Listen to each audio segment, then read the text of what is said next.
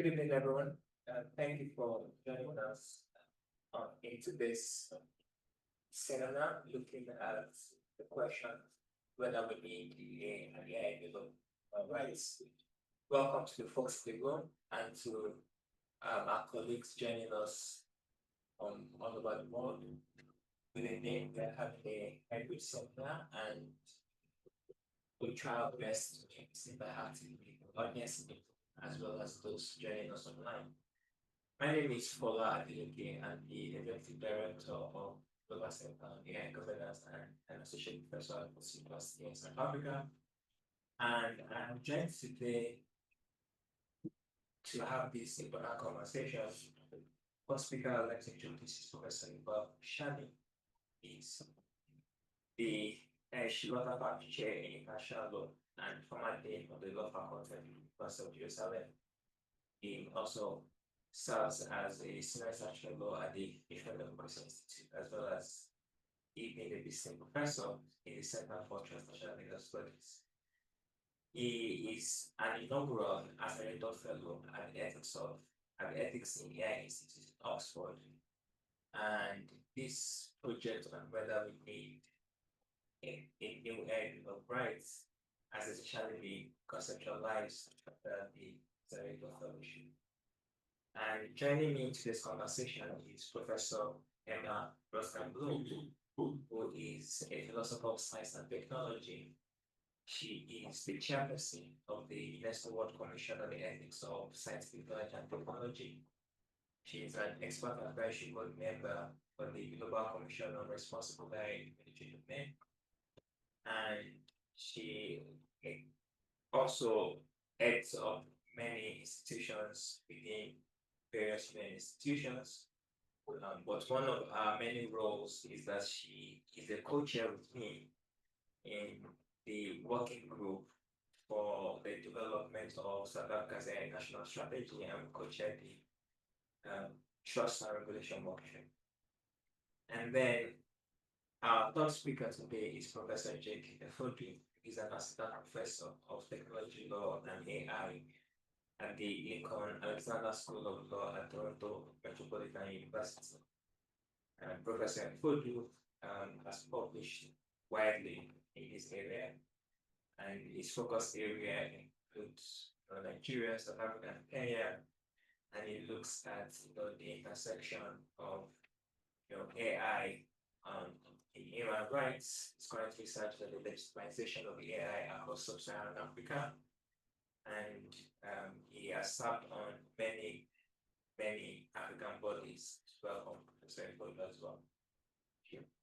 Today's conversation is going to initially be among the three speakers, where they will give us some preliminary insights into what is essentially a provocative question, whether we need a new AI Bill of Rights. And I call it provocative because asking that question essentially makes a lot of assumptions and implies a lot of things. When we say you need a new AI Bill of Rights, it's asking questions around what's the adequacy of the existing international human rights framework, and whether AI as a technology does something fundamentally different from previous technologies that we've seen during the first, second, third, and fourth industrial revolution, and why we need to think about having a set of rights that specifically speak to AI, as opposed to trying to rethink the interpretation of existing rights or potentially expanding the existing framework to meet some of the challenges of the moment. So before we dive into some specific questions in relation to the rationale for this project, the implications for the African context, the intersection of rights with ethics, I'll perhaps first invite Professor Iqbal to give us some context setting about why should we be answering this question. Thank you very much, Fola, and thank you all for joining us.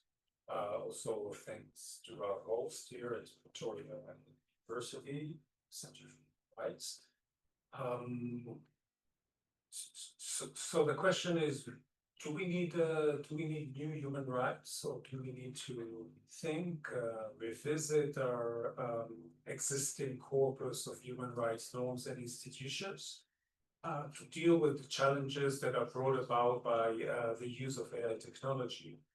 And my intuitive answer to this is yes, we should think about this issue. It's not necessarily, I mean, the answer is not necessarily that we have, well, certainly the answer is not that we have to throw out of the door or the window our existing human rights norms. Certainly not. Human rights,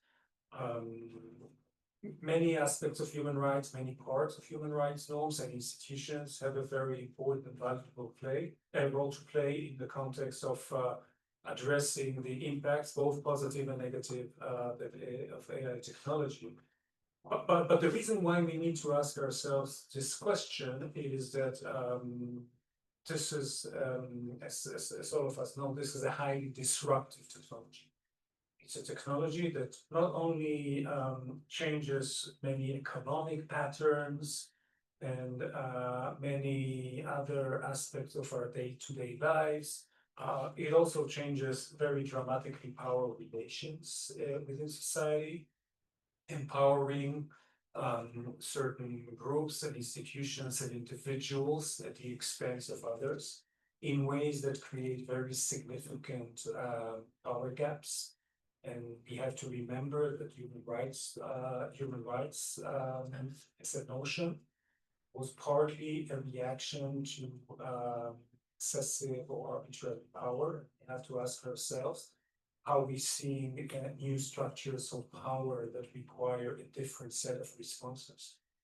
But even beyond that, I would say that the disruptive effect of AI technology goes to some very foundational and existential aspects of our experience as human beings, because it transforms quite significantly and in a very comprehensive way our ability to understand key aspects of the world around us. So if we have to negotiate a bank loan with an AI system, the problem that we may be facing is not only that we are powerless to affect a certain implication of decision-making capacity against us, is it also that we are clueless about why is it that we have been accepted or rejected, and now multiply this to, in the near future, almost every aspect of life. And I think the epistemic crisis is going to be quite significant. And add to that this idea of the centrality of human-to-human interaction in our experience, our understanding of what it means to be human. Again, if we are encountering increasingly situations where our interlocutory in many private and public interactions is no longer a human being, but an AI system, our ability to rely on our traditional ability to communicate with other human beings, to solicit empathy, to understand what is their so-called operating systems. I think this is changing fundamentally. So these three aspects, power, episteme, and in human interaction, have been significantly disrupted. And we can think of many ways in which this would affect our ability to enjoy our human rights. Again, both positive and negative. I mean, in some regards, having an interaction with a machine could be useful, because there are certain tasks that machines do better than human beings. But in many other aspects, it can be very alienating, dehumanizing, and ultimately unfair. And we need to think whether our existing human rights structures, which have been created in a very different world with a very different set of challenges, could be simply taken as is, cut and paste, and applied to this new reality.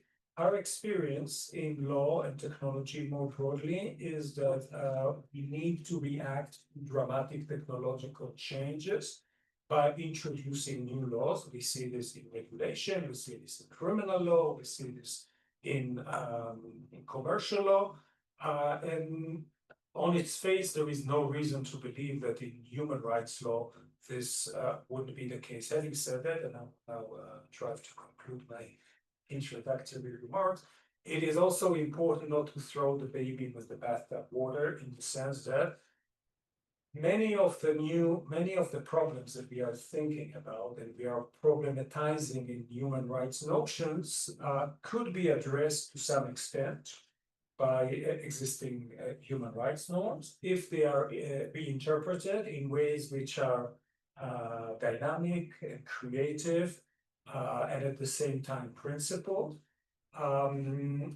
The question whether we need as a result a new Bill of Rights or a new interpretive statement about rights is a question also which has to do regarding the extent to which we want to invest judges or experts with this particular task, as opposed to render it more democratically open and involve politically accountable actors and hopefully also broader constituencies in the process of adjusting the existing norms to this new technological and societal reality. Thank you so much, Bob.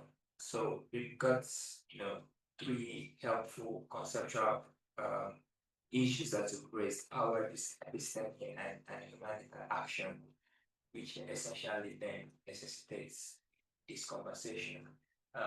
Professor Emma, so you are a leader in the ethics space, and some of the issues raised by Professor Iqbal certainly have ethical implications, and most certainly a lot of the movement around air governance as advanced in terms of the adoption of different ethical frameworks. So it'd be interesting to hear your thoughts on this question.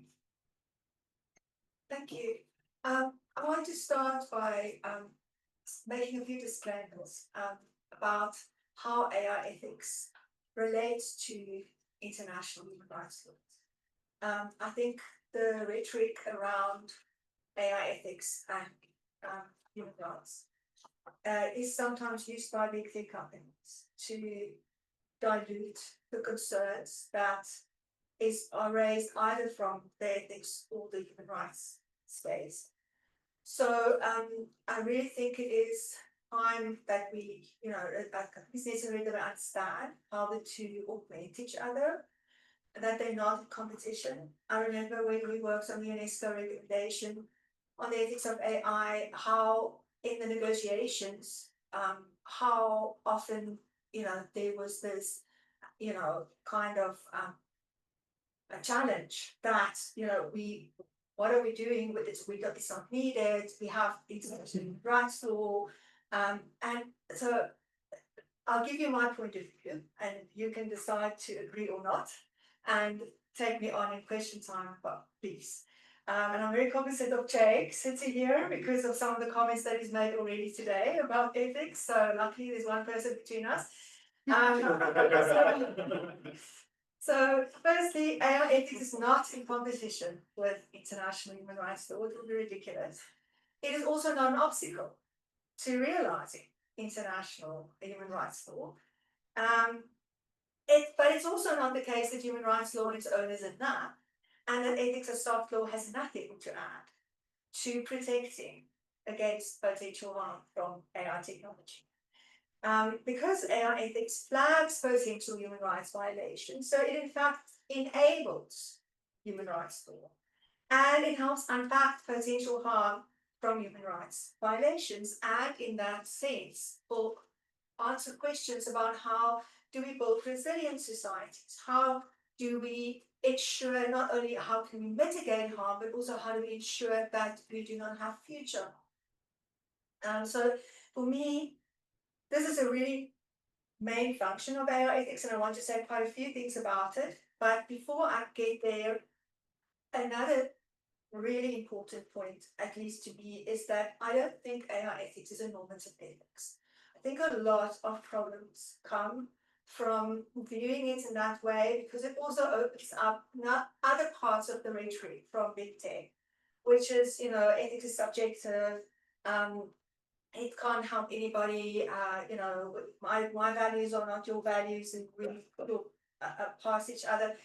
That's so not the point in this context. AI ethics is a dynamic reasoning system.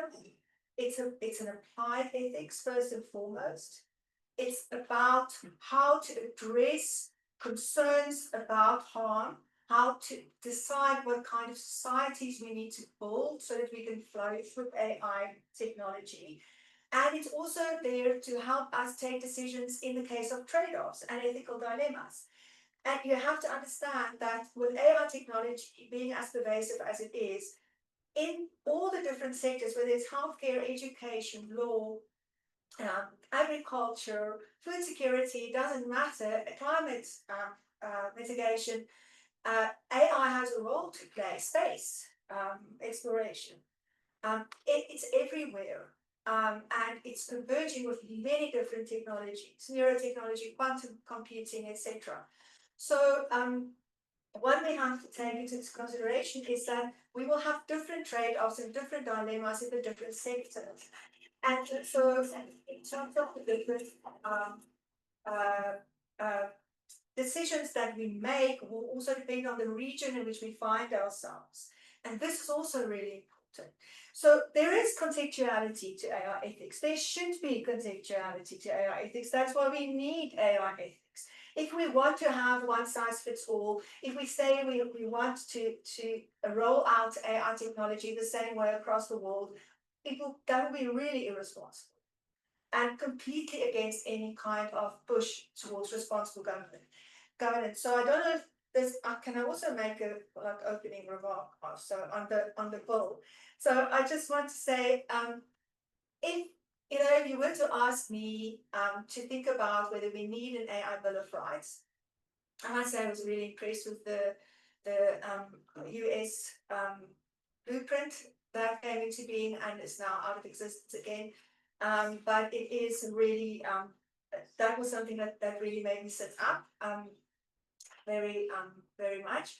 I think of two issues that concerns me hugely when I think about what is it that we need to build societies in which humans can flourish with AI technology. The first one is the right to not be manipulated.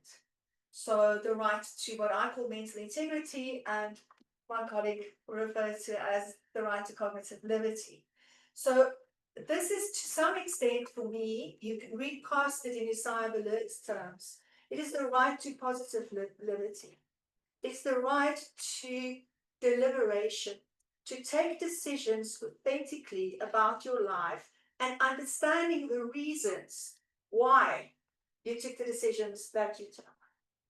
And in that sense, I think it is really important to maybe relook or at least pay some attention to how we understand agency in the context of human rights. And we know that AI technology already, and there are so many agency erosion examples in terms of AI, in terms of social robotics, of course, in the military domain, in education, in finance, in healthcare, the whole choice environment, surveillance, social scoring, and now agents for AI. But also there are many human rights violations directly related to agency, the right to privacy, family right, fair trial, due process, effective remedy, freedom of thought, association, movement, all of those, the right to free elections, the more collective rights, prohibition of discrimination, and so on. So we're not it's not a new idea, but the idea of safeguarding the integrity of being human that when you look in the mirror and you see yourself and you recognize yourself as yourself and you know what it is that you want or like or what makes you sad or what how you would react in a particular situation. Yes, sometimes we surprise ourselves, but then we know why we surprise ourselves. We have this is the last place where nobody could get to us. And now it belongs to big tech companies. So for me, I would at least consider an expansion of the right to freedom of opinion so that we don't only talk about freedom to hold opinions, but also freedom to form opinions. And think about that. And then the second reason why I would think about an AI Bill of Rights is in terms of collective rights. This is a technology that brings harm collectively to all of humanity. This is the one place, and I've said it often at UNESCO forums, it's the one place where, when people talk about leaving no one behind, and I say this with all love to all our wonderful guests from the north, but you do sometimes see that people, they sit at these forums and they like, but I know I'm not one of those who will be left behind. So there is a bit of Schadenfreude, and I'm so sorry, but this is the one place where if one person is left behind, the whole of humanity is left behind. So we have to think also in terms of what it would mean to even speak of collective rights, so that we build collective resilience against this technology, the harm, potential harm from engaging with this technology. It's not the technology that brings the harm. Thank you. Thank you so much, Professor Hannah. The idea of safeguarding the equity of being, that's quite powerful. And Jake, we heard from Professor Iqbal earlier that the current international human rights framework was created in a different one. So, what are your thoughts about this question? I'll start by thanking you, Dr. Fala, for this amazing panel, and it's such an honor to be speaking with Dr. Iwala and Dr. Emma, who both are leading scholars in this area. I think for me, in terms of opening remarks, one thing that excites me about this, in quote, new AI Bill of Rights, is that it is possible to envision an inclusive participation from what we've had in the past, where there's a critique around what's in the room, whose rights were taken into cognition. What do we understand by human rights in a way that is truly universalist? Because there's critique around the universalist ideation of rights versus a cultural or relativist ideation. And I like what you said, Professor Emma, human rights is also a space, just like ethics, of context and contestation, right? And I like the point you made, which got me thinking.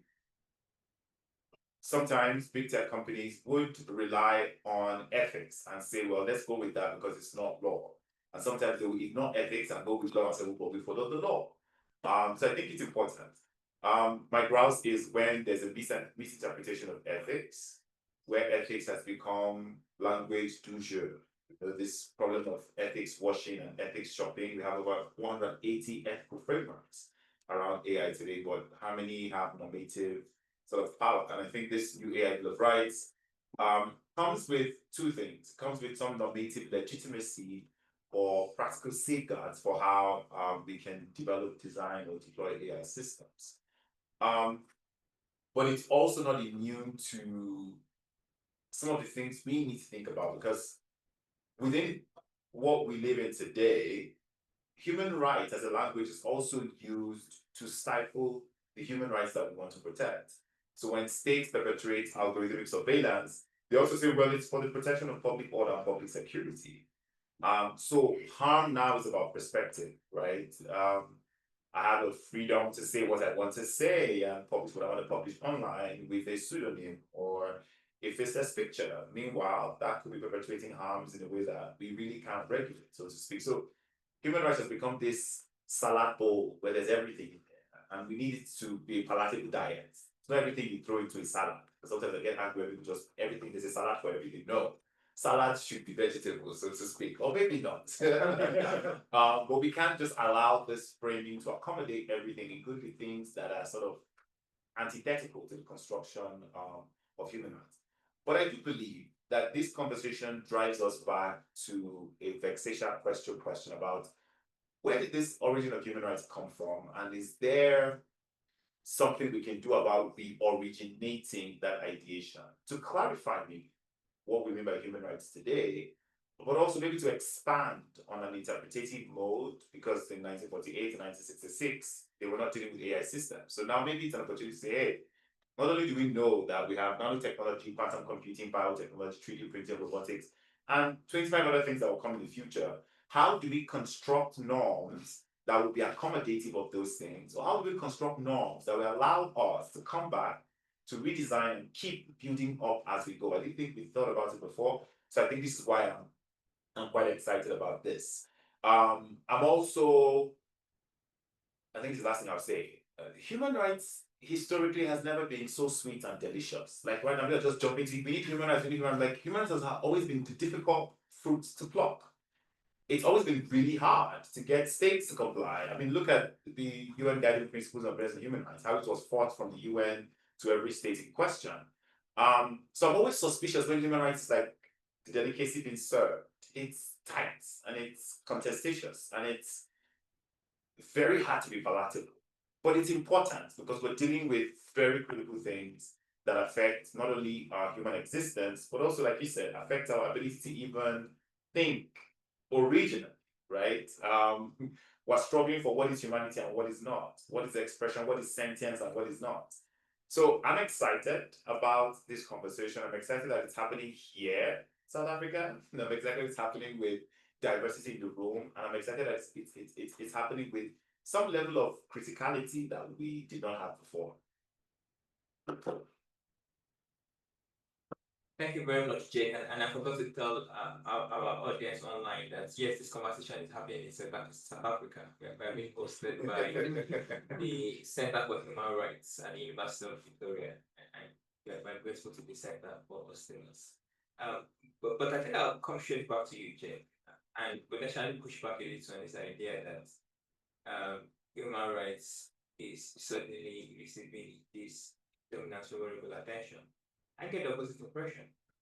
I think we're increasingly seeing pushback around this idea of human rights for blood kingdom. So I guess my question to you is, why do we need to set that human rights as part of responsible AI governance? Because when you talk about very high responsible AI governance, right? It involves a lot of things, and it's about inclusion, it's about equity and all of those things. And a lot of the national frameworks don't necessarily use the human rights language, they use other language that speaks to human rights principles. Right? And I think in part is a recognition of the past where there's been a backlash against human rights language. So why should we now in the current context where because of specific words we are seeing powerful states not acceding to AI statements because of words like inclusion and equity. So recognizing this particular political context, why should we set that human rights as part of responsible AI government? Great point. But before I answer why I think we should center human rights, in the defense of human rights, like I said, there is need for a delineation and a proper construction of what human rights are. Because on one regard, people are saying have freedom of speech, and then they extend it to hate speech or abusive language or even defamation under that auspice of freedom of speech. We've seen the same thing with like sovereignty. And theoretically speaking, a lot of scholars have proposed that the language of human rights today has a more market-friendly or trade-related approach as opposed to a more activist, liberated sort of thinking around rights. But human rights is still the highest standard. Unfortunately, we're still arguing for the minimum core, the very, very basic.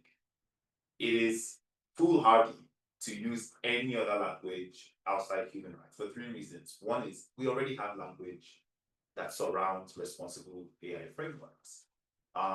Instead of preaching like, oh, bias, no, we have non-discrimination principles, both within international human rights law, regional human rights law. That is a minimum core that sets the bar for us to build upon. In fact, I believe if most AI companies and individuals and states rely on the fundamental principles of human rights, we'll be halfway through the conversation, right? So I do regard human rights to give us that normative legitimacy to begin. Both UDHR, ICCPR, ICSCR, even in the African context. I mean, if you look at Article 5 of the African Charter that talks about the right to dignity, the African Commission and the African Court have interpreted it widely to think about not only how do we see ourselves as individuals, but how we should be seen and respected and valued, irrespective of the contribution that we make. So we have the African Commission reminding us that these human rights principles still matter, whether or not states put it in their constitution, whether or not states agree that AI systems should control to human rights frameworks, they exist, they're inalienable, they're indivisible, they're interrelated, they're interdependent. So Article 5 gives us a grounding to build up of. Same thing with Article 2 or even Article 22 that talks about socioeconomic rights and the right to cultural recognition. So instead of trying to say, hey, here is a new idea, we can just go straight to the books and say, hey, here is what these minimum core obligations propose, and we're asking you to build off upon this. And the value of a culturally relativist approach to add to a universalist one is the idea that when, for example, the African system talks about the recognition of collective rights, I and a couple of other scholars have interpreted that collective right framing to include group privacy. That privacy is not just a personal thing, my privacy. Privacy is contextual, it's cultural, it's also collectivist. You're telling a local farmer in, let's say, Nairobi, or let me say some parts of Kano, Nigeria, that his phone or is his own private device. Knowing fully well that his wife will use the phone, his kids will use the phone to browse for school. It's just one phone for the household. So how do you construct privacy to be just him? How do your terms and conditions take into one person in the household when that phone is used by several people? It's like Uber riders, sometimes families use it. The wife drives in the morning, husband drives at night. Like it's the same family, the income comes through. So we have to think differently of what the African system provides to this framing around rights, especially when it comes to collective rights, around group privacy rights, that I think even the West should be able to learn from. The second would be the principle of duty, which we've talked about here. That rights, your rights stop where my own right stands. And then there's this mutuality of holding each other account. So there's so many ideations we can bring from normative or like regional normative construct that can give us this, embedded flourishing idea of what we want these things to be. It's not new. Because I think when we say, oh, that's another thing that's very important, it's not new, these things have been existing. It's to remind people that things as far back as 1873, like the SOLAS Convention or the Occupational Cancer Convention, we could bring in those and remind ourselves that these principles still apply, though differently, but we have something to build up of and not just starting from the ground up.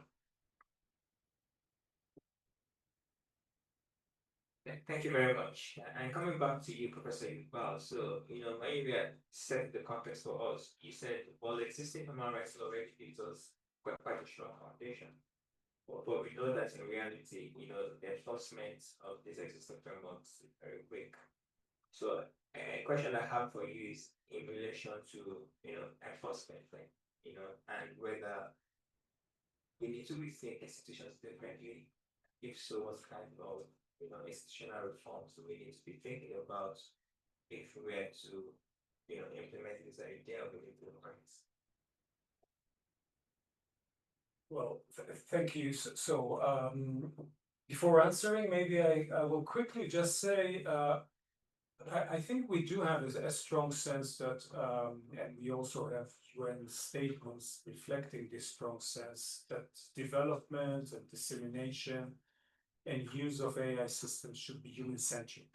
I mean, this is a technology that we see immense benefits for humans if it is applied properly. And I think that human rights is a very obvious candidate for a normative system that tries to flesh out what is beneficial to human beings. It is unabashedly an anthropocentric normative system. And when you have a technology that threatens to marginalize human beings, to treat them as, to datify them, to treat them as, to algorithmify them, I think the pushback and I mean, human rights do offer us historically a vocabulary for contestation of power, for emancipation of human beings.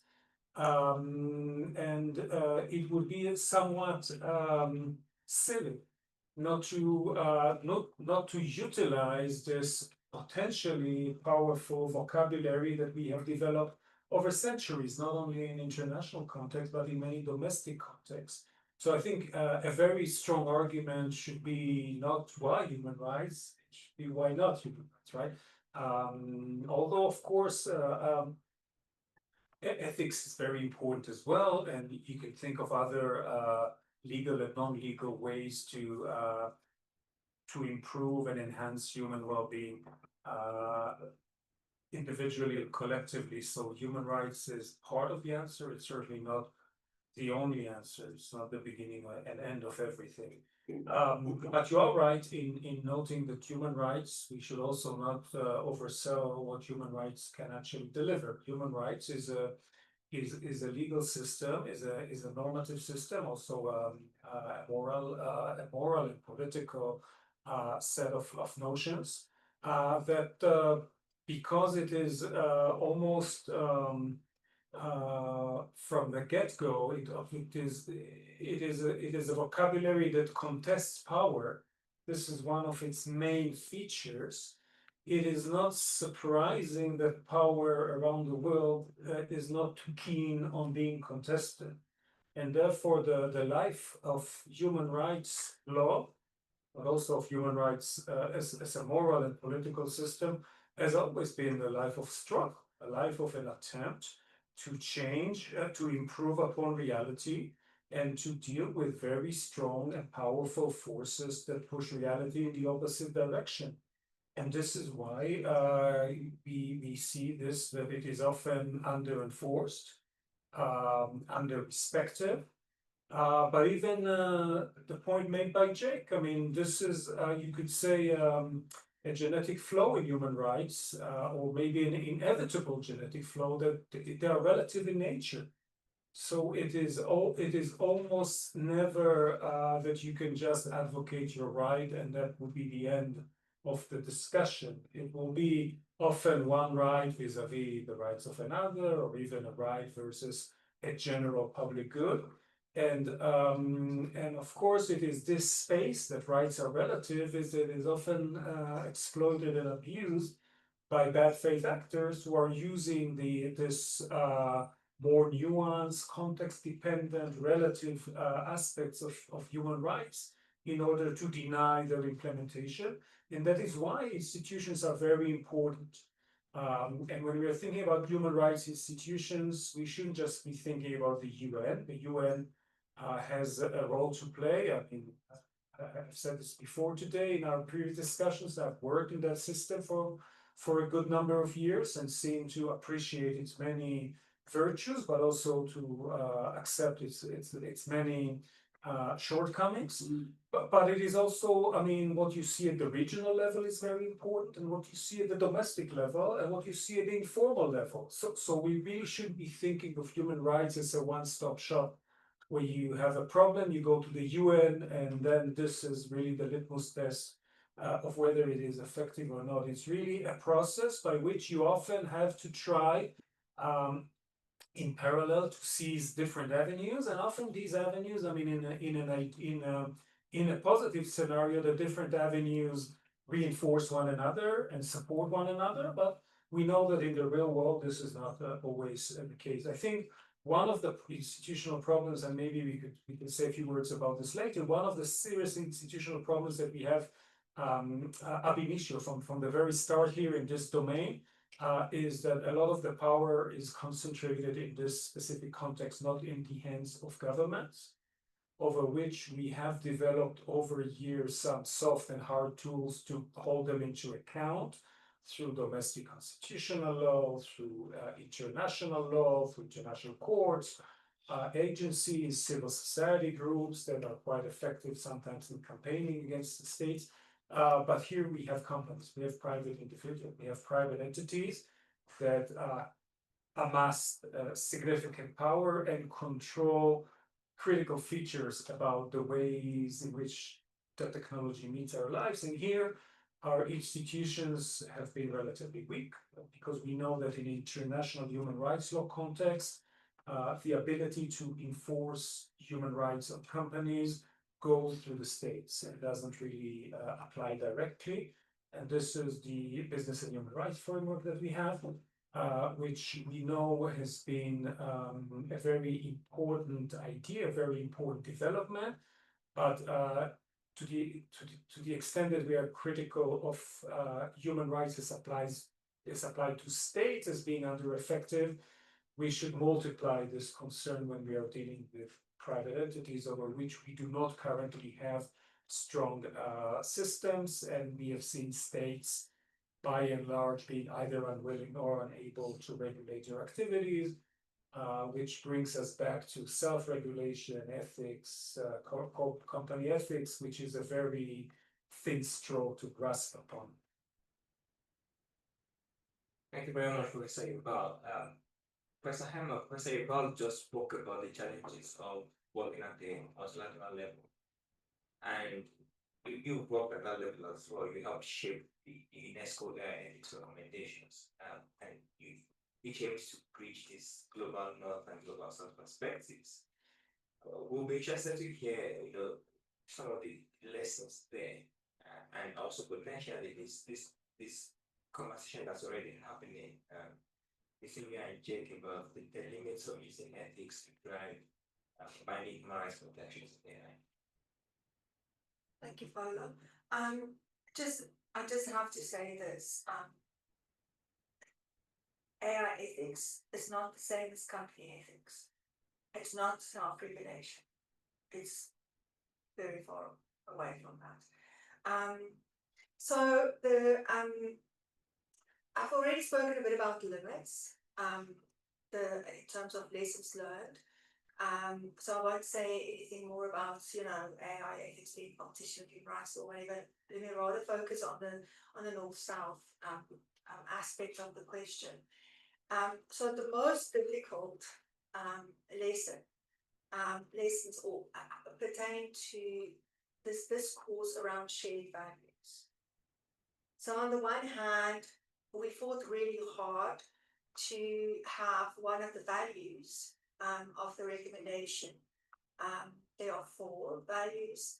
We wanted the one to be interconnectedness of all humans, playing on Ubuntu, but also on certain Asian philosophies like Taoism and so on. So there was pushback because vocabulary doesn't exist in UN diplomatic protocols, but this was something that was also is almost at the core of a really interesting contradiction.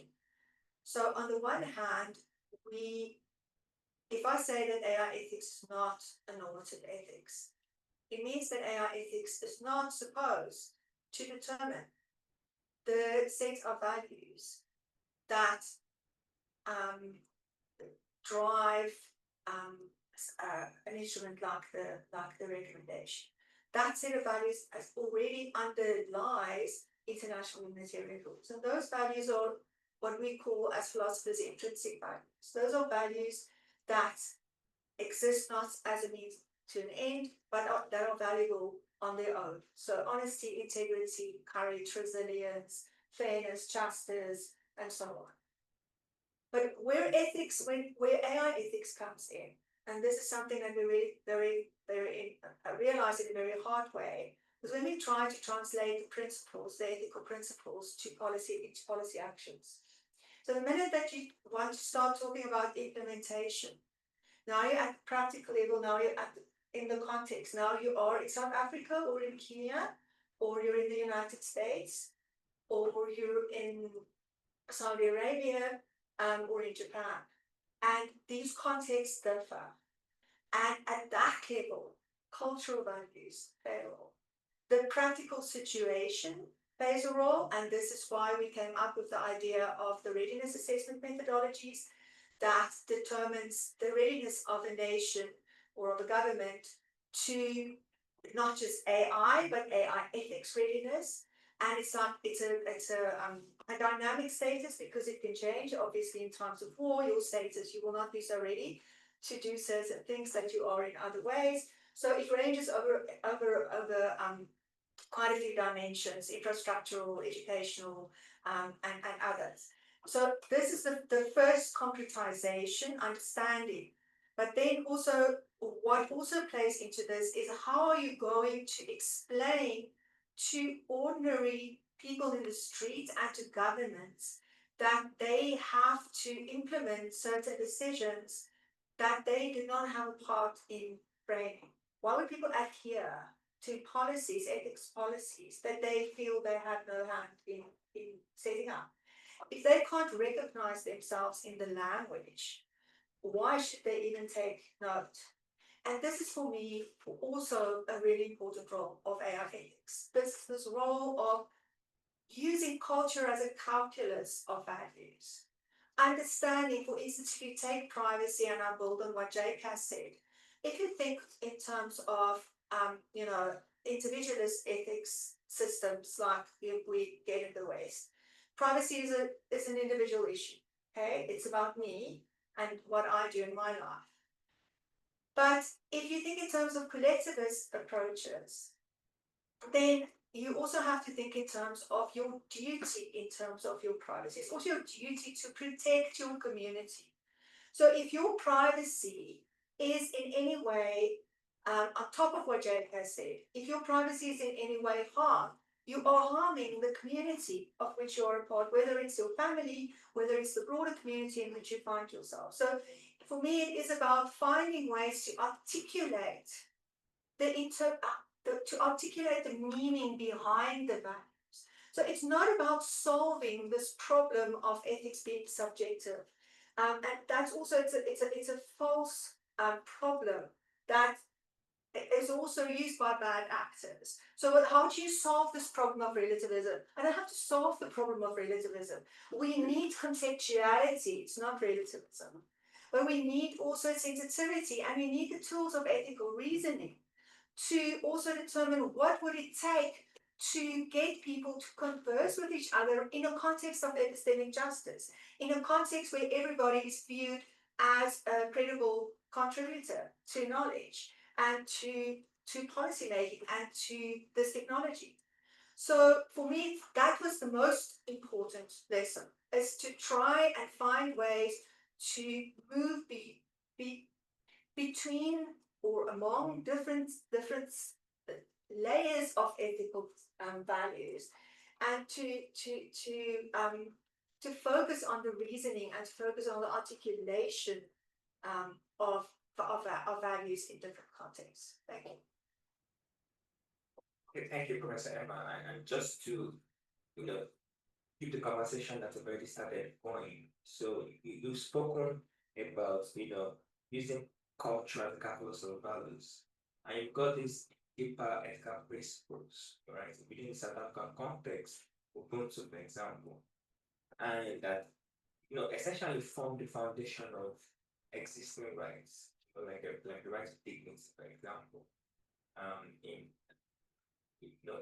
this applies to many African traditions as well. When we have a conversation about, a new, AI Bill of Rights, it also suggests that potentially we need rights, right? So could this overshadow some of these deeper ethical principles that are already layered into existing rights? Thank you, Folo. This is a really difficult question, but I'll do my best. I think if we're talking about a new Bill of Rights in the context of AI, then we should also think about a different way to approach the very notion of rights and of values. So for me, if you think in terms of if you ask me what is the role of ethical principles in society, and also what is the role of human rights? Here they share, there's one overlapping concern, and that is to protect humans as the beings in terms of the beings that they are. So, and for me, protection happens at the implementation level. Protection happens at the level of the community. It does not happen. You should not be asking questions about how to protect people against potential harm from AI technology top down. You should be doing it bottom up, because harm differs from region to region, from sector to sector, from community to community. But the fact remains that everybody is in the way of potential harm. So certainly I would want to protect these kinds of ethical principles that are already in place, and want to make sure that they are not overshadowed by any new individual right. And to do that, I would say that it's important to actualize local values, to move bottom up, and to do this within the context of the community, in the context of asking, I said earlier today, when we talk about regulation in the AI context, we say that we are regulating the technology. And this is exactly where we are going wrong. We should be regulating the humans that engage with the technology, the humans that design this technology, the humans that deploy this technology, and the humans that use this technology. The users are not always the innocent little victims. They also contribute to potential harm. All AI actors should be held accountable in different ways, in different contexts. So, also, if we think in terms of harm, maybe I could just give you an example. There's this really interesting project called the AI Algorithmic and Automation Incidents and Controversies Initiative. And they are working on an AI algorithmic and automation harms taxonomy. And this is something that's really interesting, because the whole project is about showing that harm in terms of AI technology goes beyond violation of human rights. So if we want to think in terms of new human rights, and you think in terms of what I've already said about AI ethics is also about flagging the need for expanding existing human rights, or maybe the need for new human rights. And in these cases, if you think of other kinds of harm, psychological harm, you spoke about problems in terms of mental health in the context of social media.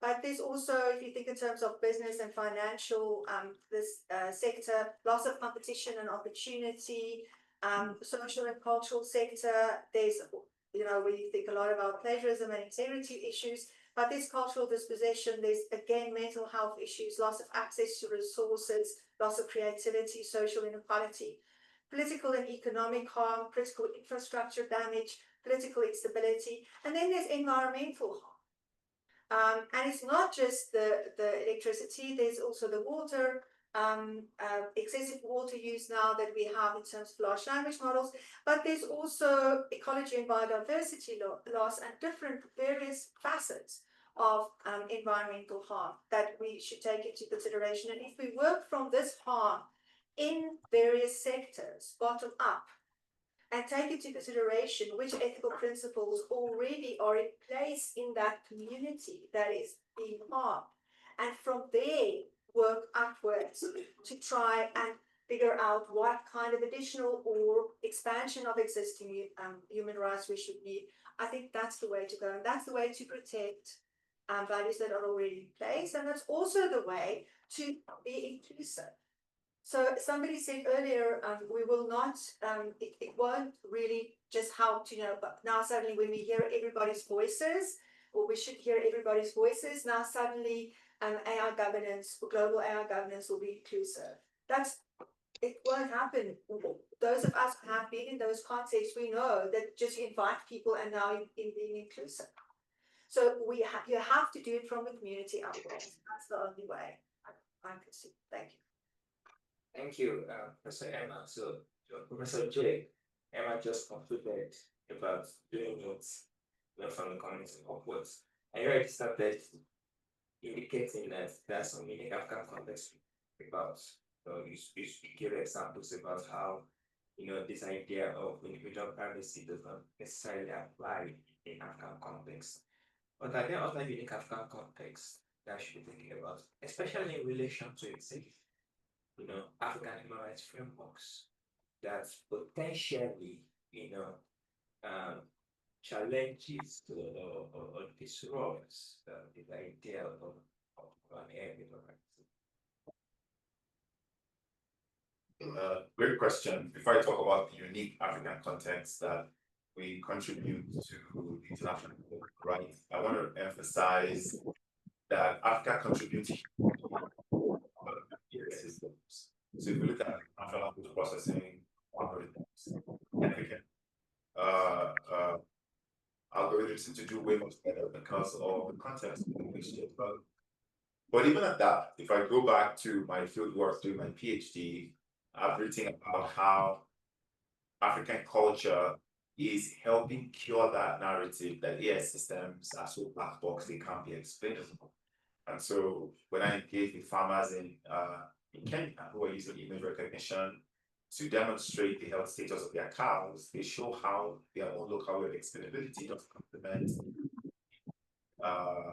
the technical explainability of that thereof.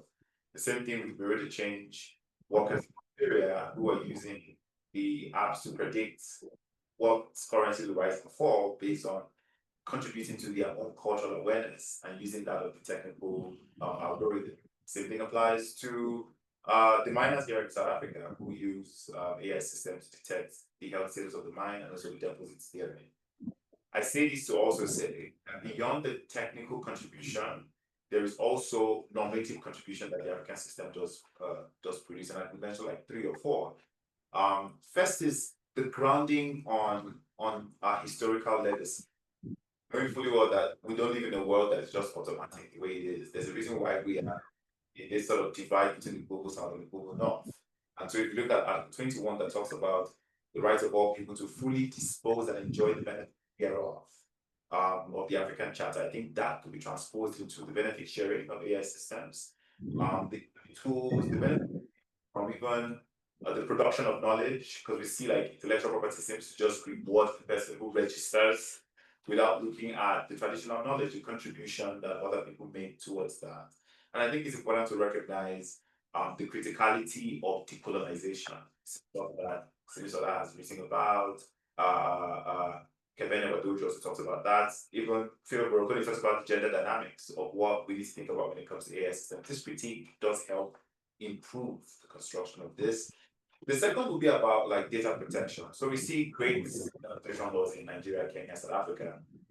But if you zoom out of some of these countries, we still have very weak data protection laws. So there's some lopsidedness with that with the Malabo Convention, where it took so long for states to sort of join the party, but even at that, there's that disparity. But uniquely, the African system have come up with this digital maturity principle, which I don't think the international norm has thought about. That all states are at different levels of development.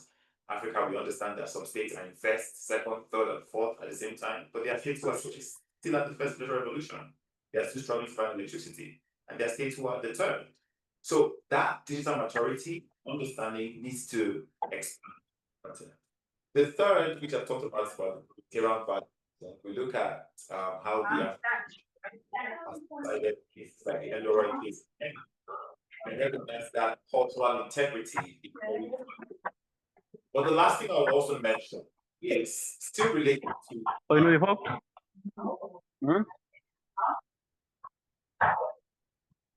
Yeah, I think the last thing I'll mention is still related to decolonization. And it's related to the developmental imperative. So we have Article 22.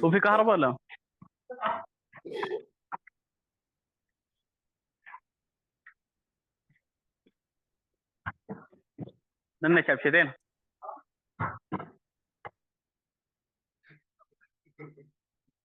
That's actually, that's what's Yeah. See, we're doing equity here. I think the last part I was talking about would be about technological dependence and the need for development as an imperative. So it's looked at, Article 22 that talks about is it differentiated responsibilities? Different people will contribute differently because all hands are not equal. And I don't know why we keep forgetting an international principle around international technology transfer that global north states have an obligation It's not charity. It's not that they're just contributing to the African system. You have an obligation because the reason why we're like this, we don't want to go back into the details, but you and I know that we know we should be doing better. And so you have an obligation to transfer technology to the region and transfer competency to the region as well. But 98% of African states rely on just deploying and buying as a business without the global not realizing that it's a responsibility not only to make sure these technologies are available, but also that there's capacity to train and that you don't do things like vendor locking where we have to get you to come and service the system, we have to get your staff employed and living in Nigeria on expert fees. That conversation we need to really have it because if we're going to have an equitable system for AI governance, we need to recognize that our histories play a role and that some people have obligations as well. And so it's not just about what Africa needs to do, what Africa needs to contribute. We have contributed. We have tried. We need you to do the part so that we can be equal. Thank you so much for that. That's fascinating. I could say a lot about tech transfers and the fact that imagine African frameworks like Strategic Protocol, for example, great bits the exclusion of source code, by foreign tech companies, ostensibly to potentially attract foreign investments, but then those kind of protections go far beyond what's actually available under international law and WTO frameworks. Professor Yupa, many AI harms essentially come from corporate behavior, but human rights law is primarily designed to hold states accountable. So it looks like we need to revisit this conversation that has not ended on the horizontal application of rights. And if we talk about the AI Bill of Rights, again, how do we meaningfully shift the conversation this time around? Are we going to be revisiting the necessity of a binding treaty on business and human rights again? Yes, this is a thorny issue on which we do not currently have a good system in place. We've discussed this a bit before. So as we know, I mean, human rights law has been created primarily with states in mind as the holders of public power that needs to be regulated.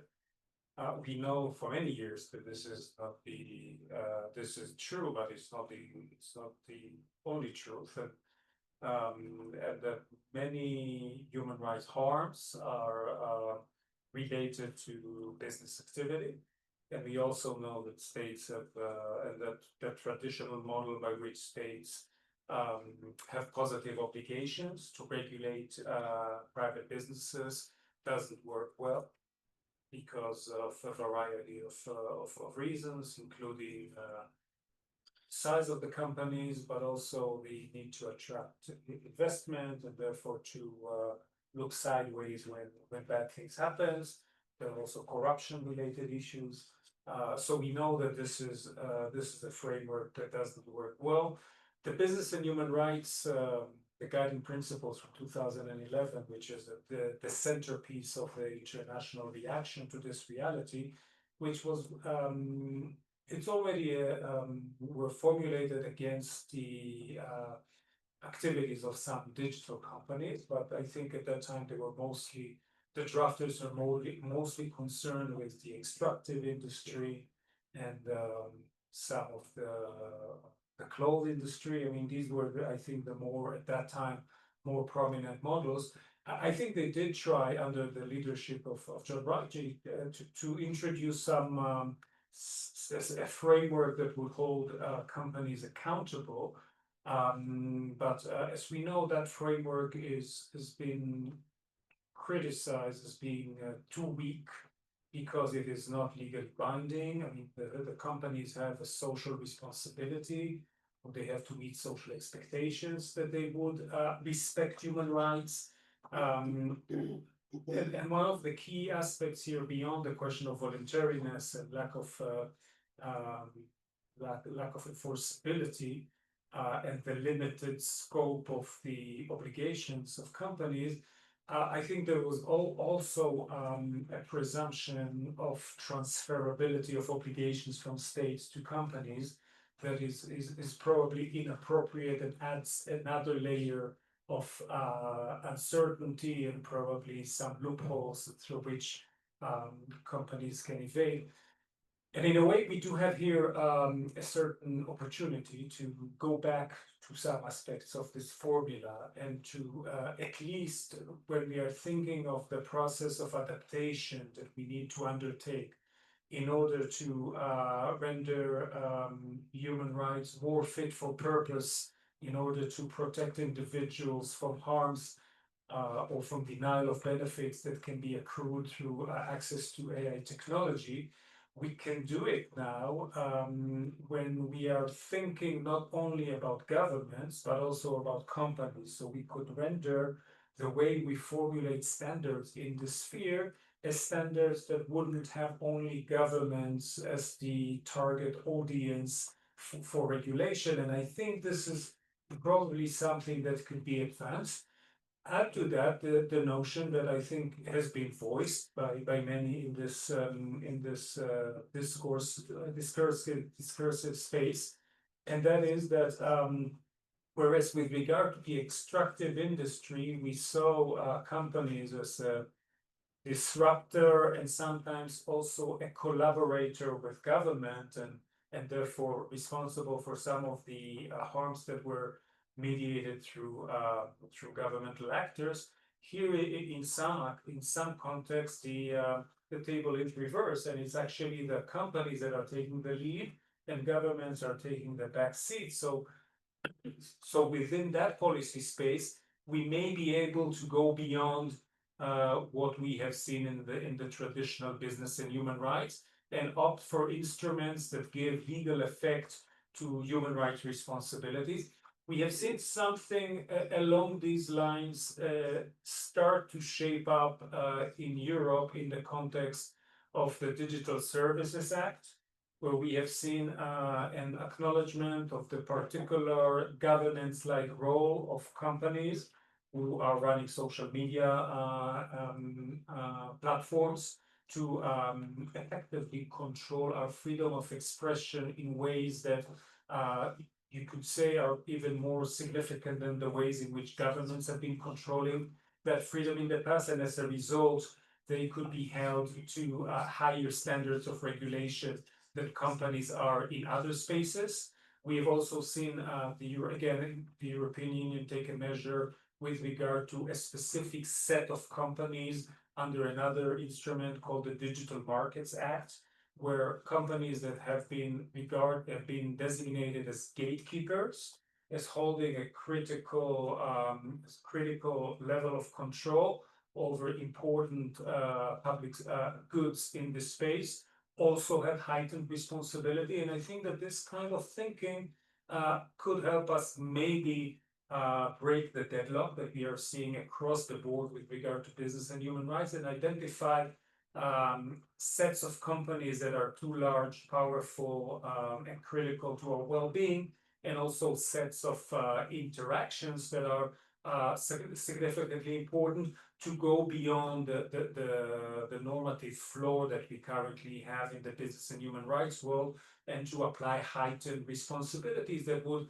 legal responsibility that would correspond to our and correlate to our understandings of how human rights apply in this space. So this thinking about a Bill of Human Rights would have inevitably to factor in both the question of how do you adapt such standards to non-state actors, and how do you go about finding more effective ways to hold such actors legally accountable. It doesn't have to be done all with one fell swoop. You could think of an incremental approach, but ultimately, I think we should aspire to get. Thank you very much. And we are slowly getting to question time, and I understand questions are already coming in. So before I keep asking my question, Professor Emma, I think I'm going to yield to the online audience, and the question is actually for you. The question says, despite the significance the significant air policy progress made last year, referenced earlier by Professor Emma, the US government's recent awarding of major government contracts to companies is regard for these advances, seemingly aligning with the accelerationist agenda of big tech. In light of this, what global enforcement mechanisms can be established to ensure that human rights, more specifically the AI Code of Rights, can be consistently upheld and prioritized in AI governance and human rights across diverse jurisdictions? I think that's well. Let me kind of phrase it differently, because I think they are getting to the point I want to raise in relation to the fact that we are increasingly seeing binding AI frameworks in other parts of the globe, less so in Africa. And earlier today we had sad conversations we had about the Kenyan context where there is certainly a pushback against the idea of an impossible regulation. So how can African institutions and policymakers contribute practically to global norms? And what form of leverage can be used to turn Africa's aspirations into enforceable mechanisms? Thank you. I think in any way the previous answer was very much a response to this question as well. So here I'm going to look at a little bit at some of my notes because I really don't want to forget anything. I think how can we contribute proactively to shaping global norms? We have been contributing proactively to shaping global norms. It is simply a question of whether people pick up on how we do this. But I think there are a few things that need to be in place. So I'm respond in that sense. So first we have to ensure that what is happening on this continent in terms of AI development should be made well known across the world. It suits, again, rhetoric, sat with you on that advisory, the UN advisory body, and you hear how people speak of Africa as consumers of AI. It suits certain business models, it suits certain geopolitical agendas, and we are the only ones who can really do anything about it. We have to make sure that rather than just have this token person on a board or something, actively advertise what is being done on this continent. We are designers of AI technology, just as much as the rest of the world is. So change the rhetoric from the portraying Africans as users to also being designers. Ensure that data sovereignty, in fact, means that citizens' data is protected and not that it is watered down to data localization. Unfortunately, there's 700, well, I don't know. Unfortunately, this happens. There are 700, I want to say, unfortunately, there are 700 new data centers that will see the light in the next decade on this continent. So be careful how I phrase it. But in how many cases will this be in partnership with big tech companies from the north that will have certain conditions under which these centers will be established and then also run in there will be some, what will be the trade-off? And this is something that we should be holding our governments accountable for.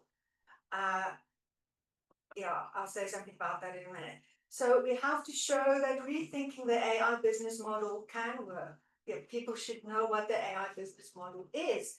It is not just commodification of data for profit. It is commodification of data for power. It is about geopolitical power. It is about keeping many things that already exist in terms of inequality in the world stat. It is not about using this technology to close inequality. In theory, it could be used for that. It's not being used for that at the moment. And then also understand that, again, I want to push this community focus. Maybe it's time to really embrace data activism, to think of success not in no other way than benefit to the community. So if I give you my data, what do I get? And to build mechanisms that can ensure that this happens. And there are examples, because it has some of these examples in some of these companies. So what forms of leverage can be used? I'm not giving the kind of answer I think that you want, but I'm going to do it anyway. So what forms of leverage can be used to turn ethical aspirations into enforceable mechanisms? Go absolutely all out to ensure AI and data literacy and rights literacy. This is something that I've been talking about so often. Mobilize civil society. They are our secret weapon. Mobilize them, keep the focus on collective rights, and let them understand what this technology really is about. It is a duty that governments have, but if governments are not taking up this duty to ensure data and AI literacy, then NGOs and grassroots initiatives should do that. And academics, here we are, we can do it. I see some of my first year students here. We can mobilize you into mobilizing other people. Make clear the impact of the current AI business model.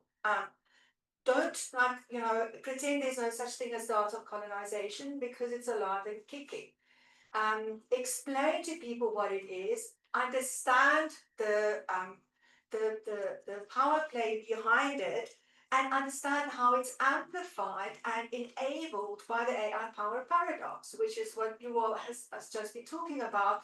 The fact that we have a new global order, which is made up of tech companies that have nonetheless geopolitical power that is greater than maybe even the US government. So we have to fight against prioritization and promotion of the concentration of resources, of tools, in the power of the hands of already powerful actors. We have to fight against accepting AI as a registry of power. In the words of Abeba Barani and Kate Crawford, these are people who have really been fighting about all this for so long. Establish AI ethics as a relational ethics of resistance and resilience. And then understand, as a last word, Satya Mohanty made this really, I taught it once in a first year class like 10 years ago. And it always comes back into my mind. To interpret the world accurately requires knowing what it would take to change it. And we can only know what it will take to change the world. And to my mind, this means protecting against potential harm and building resilience. If we have the courage to confront the injustices that make up the world. So for me, the message very much is that we have to stand up, and we have to send the message of what we already have in place, and we have to stand together. Thank you. Thank you so much, Mr. Emma. Do we have any questions? Okay. Thank you so much for the wonderful talk that's been shared. This is really inspiring. My question to all of you would be, to what extent do you see this as an opportunity now as a tech that now that carries the multiple past in it, but also the multiple future that is in the making or that is coming, but also the bill itself that we've been discussing, as a moment to kind of critically reflect on the centricity of the human centeredness of the discussion around AI regulation, or even in the context of human rights. Who is the human in the human rights, and to what extent does it fit to the age of AI? And this could include, for example, like looking at the beyond and more than human. Please don't get me wrong, I'm not speaking this in the humanoid android, not necessarily in that context, but thinking about the environment, multiple nature around that, which also sits at the heart of African cosmology, African context of human rights. Thinking so, I just want to pose that. What would be your thoughts? Thank you. For the audience online who may not have had that question, to summarize succinctly, the question was about who is the human in the human rights we are talking about in relation to the Bill of Rights, and how do you center that? I haven't done the justice in summarizing that, but Jake, it looks like you are hinting to Yes. that question, so. Sometimes people always say I'm too critical of governance frameworks when it comes to AI.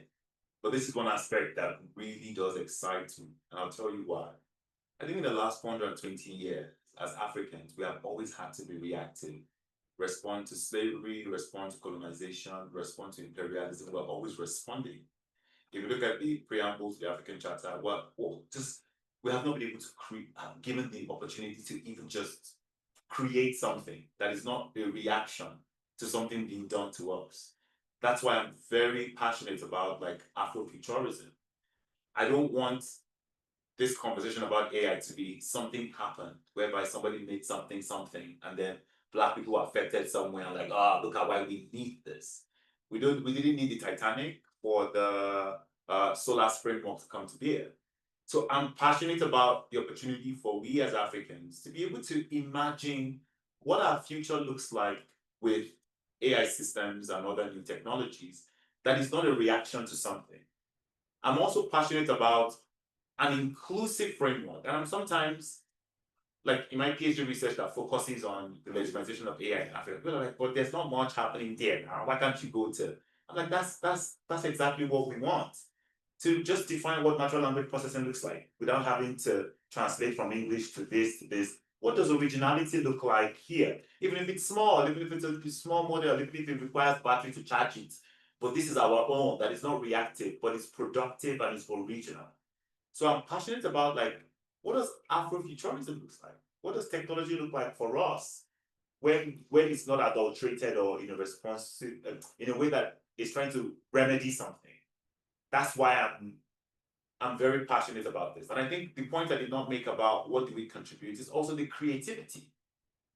We have not been allowed the opportunity to be creative. We're always solving hunger, solving poverty. Like, when can we just have fun with technology? Like, and we need to create space for that. Everyone's like, yeah, but there are other critical issues. What of malaria? Yes, but we want to party as well. So we want to have apps that would be exciting and exploratory and talk about human rights, but also enjoyable. What does sexuality look like? What does an Afrofuturist sexuality framework look like?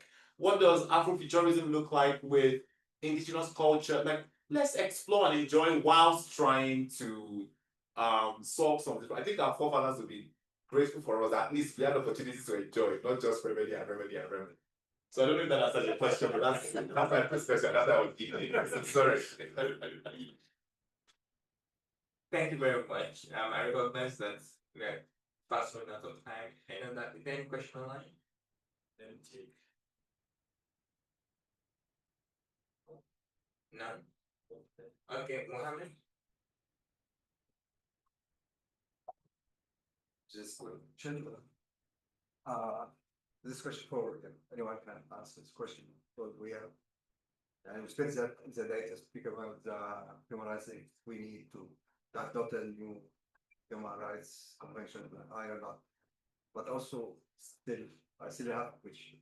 If because as Professor Jack mentioned that the existing human rights law provides that foundation we can use. And from my point of view, we cannot, no country in the world can claim that they don't have any regulation to Iran. Even it's don't have a clear one, but I think they have data protection laws can be used, cybercrime could be used, civil law could be used, intellectual property law can be used as a base. It's the same in the human rights standards. We need discussion to have anyone separate internet convention, or we need to amend this to add some. Maybe we don't need to to draft a full international convention on AI, but just we can figure that we can just add one item or one article. So what do you think for tell me? Well, you know, that. Well, if it's a very long article, then yes. No, I mean, I think it's really, I think you're right that we have to be building at least my approach is that we have to be building on existing foundations. I mean, we don't have the luxury, certainly at this point, in time where everything is shaking and threatening to fall apart, to callously say, okay, we're going to throw all our infrastructures, human rights infrastructures, regulatory bulwark into the fire and start a new. No, that doesn't make any sense, and it's really unnecessary because, like you said, we have a lot of the building blocks. We just need to engage in some exercise in adjustment, adaptation, and some gap filling. So I wouldn't claim that we have all the answers. Some of my colleagues believe yes, everything is in the existing human rights treaties. So that's a bit of a fundamentalist approach to. So I don't take this. I don't share this view, but I do share your view that I mean a lot of the things we need, their foundations are already there, and we may need to maybe just adjust, adapt, and gap fill.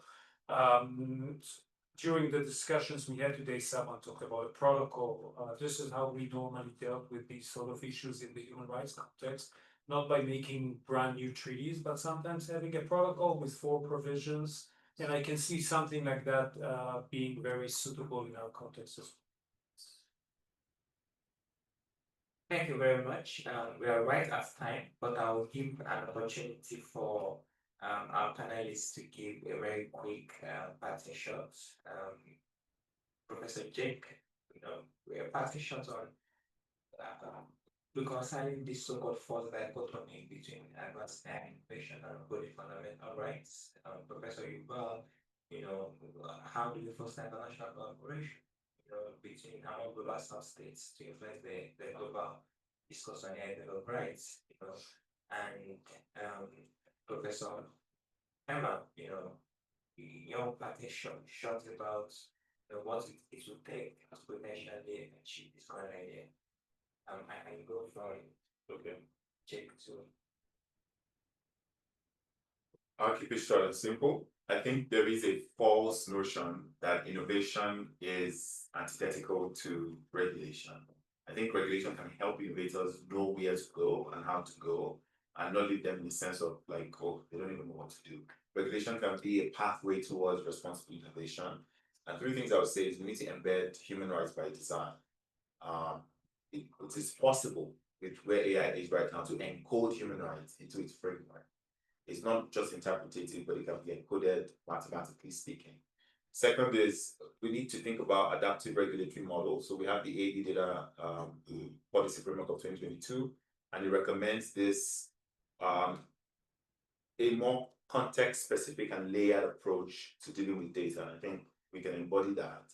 And I think the third point will be about some form of equitable governance and participation. So we do have from the African Charter, I think Article 13, talks about the need for free, prior, and informed consent. We call it ethic. We've used it a lot in our environmental protection. I think it applies even when it comes to AI governance, especially when it comes to like data sovereignty issues. Those foundations of what is free, what is prior, what is informed, and where does consent come from, beyond just the individual saying, I accept, to a long load of English literature written in font size 2, with cursive writing and using century times Roman. We need to think about what does consent really mean, and I think it needs to be free, prior, and informed. These are things I think are very strategic areas that we can reconcile that tension between innovation and. So I would underscore the point that we don't have a lot of time. Okay, it's a very fast-moving technology, and we've seen this with other technologies. That once the technology is set in place, and economic, political, legal, and cultural structures are built around it, it's very hard to change. So we have to, we as a community, scholars, of activists, people who care about human rights, but also ultimately civil society groups, governments, we have to try to rock the boat a little bit and try to move things forward. And this is before we have seen the agentic AI revolution, which is just starting, and before AGI has been actually introduced to this. So we are in a way you know these dire predictions about the end of humanity, which I don't share, but if we talked about this as a disruptive technology, we might have seen only the very beginning of the disruption. So so in terms of urgency, I think we should be motivated by a sense of urgency. How do we move forward? I think I mean states, but certainly regional groups have a very important role to play in placing those issues on the agenda and in also formulating common positions. And I think we've had a very excellent example recently with the African Union and its position on cybersecurity, where there has been this exercise in which different states put forward national positions on the application of international law in cyberspace. And we have seen actually these different positions almost only by countries from the global north. I think one exception might have been Costa Rica. But then the African Union comes in with a joint position, and that of course changes the whole momentum, because suddenly you have, if you had like 30 something national statements, now you have more than 80 statements. Right. So 80 represented, and you have a bloc which whose positions on how international law is applied in a certain policy space cannot be ignored. And this is something that I can envision happening here. This is not going to change, this is not going to revolutionize the field, but it's going to get a conversation, including a political and diplomatic conversation going. So maybe this is one avenue for change, and we should be thinking of how we can mobilize going forward. Thank you. I'll try to build on the previous two comments. I want to emphasize the urgency. There are many people who say it's already too late. And to some extent, that's true. To another extent, it's never too late. And I think what we have to, the thing that scares me most, I'm not at all concerned about artificial general intelligence, and I'll say this loudly while in front of important people like Elon Musk. That is not what will end humanity. What will end humanity is the slow erosion of what it means to be human that has been taking place over the past decade or two. And the apathy of people to even understand, to even be educated about the potential harm that comes from this technology. And this is very heavily supported, or this comes about mainly because of the AI narratives that big tech companies have put in place. We've talked at the UN advisory body about having an alternative international conversation, just something, an alternate narrative to the one that belongs to big tech. That was the only thing that we got right with our report. It's something. Just to give people another way to look at what is happening. I think that's really exceptionally important. It is the time for activism is now. The time to mobilize, the time for resistance, the time it's now. The time to upend the business model is now. Otherwise we have AGI, which is well said. Everything would be done already by the time that we get there. But we can do it. And a new AI Bill of Rights is one way. Yep. At least the conversations around it is one way to do it. Thank you. I'm quite glad that we are ending on a note of it. Thank you all for your engagement and participating in this session. Grateful to the folks online and folks as well. Hope you all have a lovely evening.